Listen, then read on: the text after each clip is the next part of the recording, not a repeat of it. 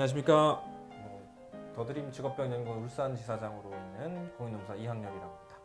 안녕하세요. 공인노무사 이승용입니다. 저는 창원지사에 있습니다. 오늘 제가 이렇게 창원지사장님을 모셔놓고 이야기를 할 거는 창원지사에서 최근에 근골걷기 쪽인 것 같아요. 성공 산재 승인 사례가 하나 있어서 이걸 좀 공유를 해서 창원이나 경남 지역에 있는 분들도 참고하셔서 아 나도 이렇게 신청을 하면 승인받을 수 있겠구나 라는 생각을 한번 좀 해보셨으면 좋을 것 같아서 자리를 마련해 봤습니다. 그럼 먼저 최근에 있었던 사건에 대해서 간략하게 좀 설명 좀 부탁드릴게요. 저희 창원지사에서 최근 근골격계 산재 승인을 받아냈는데요. 대략적으로 재해자분을 말씀드리자면 재해자분은 일용직으로 용접 업무를 한 29년간 해오셨던 분이고 네, 3년 전인 18년도에 다리에 통증을 느껴가지고 병원에 내원하셔가지고 진단을 받으셨는데 허리에 대해서 요추 추간판 탈출증이라는 병명을 진단받으셨습니다.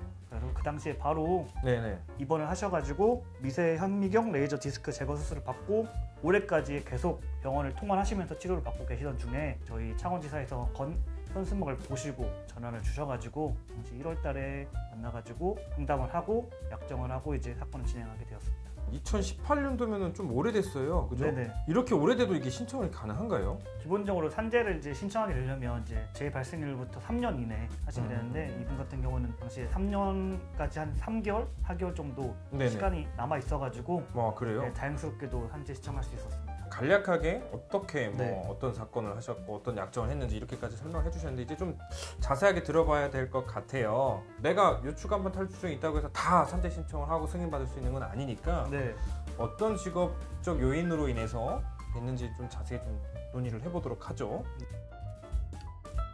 재해자분은 배관 용접을 전문적으로 하시는 용접공이셨는데요. 먼저 근골격계 상병에 대한 산재 승인을 받기 위해서는 신체 부담 업무를 통해서 원래 기존에 있던 질병이 악화되거나 새로운 이제 근골격계 질병이 발생했다는 것을 입증해야 됩니다.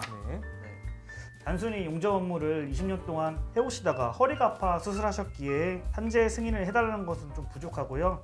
좀 더 구체적으로 업무와 질병 사이의 인과관계에 대해서 입증이 필요하다고 볼 수 있습니다. 아무나 다 할 수 있는 건 아니고 업무 내용도 중요하지만 그리고 업무 기간도 중요하지만 좀 구체적으로 내가 어떤 업무를 수행하는지를 좀 증명을 해야 될 것 같아요. 좀 자세하게 설명 좀 부탁드리겠습니다.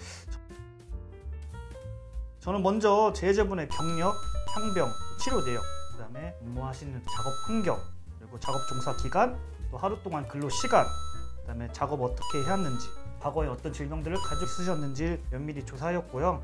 또 특히 또 작업 내용과 작업 시간이 이제 신체 부담 업무를 파악하는 데 있어서 도움이 되기에 알아보려고 노력하였습니다. 제가 알기로는 이게 신체 부담 업무라는 것이 결국에는 상병을 유발할 수 있는 부담 업무인 것 같은데 그럼 허리 같은 경우에는 어떤 방식의 작업이 이분 같은 경우에는 부담이 됐었나요? 재해자는 하루 8시간 용접 업무를 한다고 보았을 때 1시간은 준비 시간, 그 외의 시간은 용접 작업을 실시하였는데요. 준비 시간에는 재해자가 본인이 직접 작업 발판 등을 설치하고 옮기고 25kg 정도의 용접 도구인 피더기와 롤러를 나르면서 근무 준비를 하였기에 신체에 많은 부담이 있었다 주장하였고요.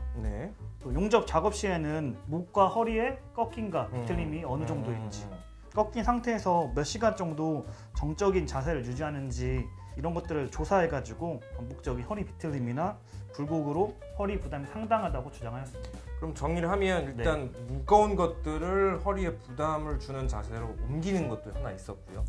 그 다음에 용접을 할 때 고정적인 자세로 허리가 뒤틀리거나 또 숙이거나 해서 허리에 부담 주는 자세를 고정적으로 유지를 했다. 맞습니다. 이런 것들을 좀 어떤 방식으로 증명을 하신 거예요? 재해자분이 하루에 몇 시간 정도 근무를 하셨는지 물어봤고 또 현장 당시 작업 사진 등을 확보를 해가지고 이런 것들도 제출하게 되었습니다. 어려운 상황인데도 불구하고 좋은 결과를 낸 것 같아요.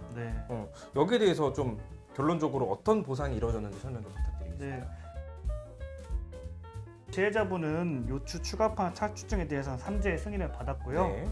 2018년부터 현재까지 약 900일 정도 유효기간을 승인받아가지고 상당히 길게 받으셨네요. 그 기간 동안 휴학급여를 청구할 수 있었습니다. 900일이라고 하는 기간 동안에서 결과도 되게 좋았지만 2018년도라고 하면은 일반적으로 봤을 때 나는 안 될 것 같은데 너무 오래전 일이라 라고 생각도 했었을 것 같아요. 그럼에도 불구하고 이제 좋은 결과가 나왔는데 어떠셨어요, 재해자분은? 네, 재해자분께 전화를 드리고 또 만나봤는데요. 네네. 재해자분은 수술 이후 시간이 많이 지났고 네. 또 일용 근로자로 띄엄띄엄 일한 게 전부여가지고 산재 승인은 생각도 못하고 있다가 네. 저희 창원지사에서 현수막을 걸고 또 현수막 보고 혹시라는 마음에 전화를 주신 건데 네. 이렇게 산재로 인정받게 되니 너무 기뻐하셨고 네. 저희가 이제 현수막을 보지 않았으면 산재 신청은 생각도 안 했을 건데 네네. 이런 좋은 마지막 기회가 있어가지고 저한테 전화를 하신 게 네. 너무 잘한 일이었다 이렇게 말씀해 주셨어요. 스스로 그렇게 말씀하셨다는 거죠? 예.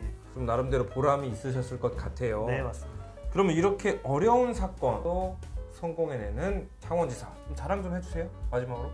이번에 산재 승인을 받으신 재해자분처럼 산재 신청에 대해서 고민하고 계신 분들은 언제든지 저희 창원지사로 연락을 주시면 될 수 있을지 안 될지 또 신청이 가능한지 이런 부분에서 정확하게 상담이 가능하니까요. 부담 많이 갖지 마시고 항상 언제든지 전화 주시면 감사할 것 같습니다. 네, 전화번호는 아래 자막으로 나가는 네. 거죠? 그렇죠? 네.